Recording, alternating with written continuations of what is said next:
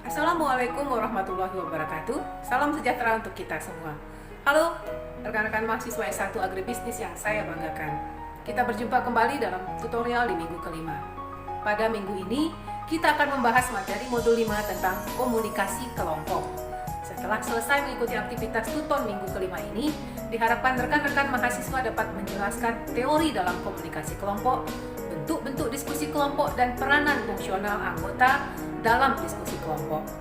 Untuk membantu Anda mempelajari modul 5, silakan Anda mengunduh modul 5 dinamika kelompok. Materi ini menjelaskan teori yang ada dalam komunikasi kelompok, bentuk-bentuk diskusi kelompok beserta perannya dalam tugas pembinaan dan pemeliharaan kelompok. Materi pengayaan sudah tersedia untuk menambah wawasan rekan-rekan semua. Keterlibatan yang aktif dalam diskusi juga sangat kami harapkan dalam proses pembelajaran melalui tuton ini. Selanjutnya di akhir kegiatan tuton 5 akan diberikan tugas wajib 2 dan tes formatif 5 untuk mengetahui tingkat pemahaman mahasiswa.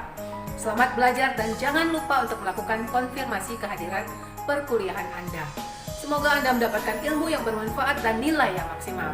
Salam sehat, semangat, dan bahagia selalu dari saya. Wassalamualaikum warahmatullahi wabarakatuh.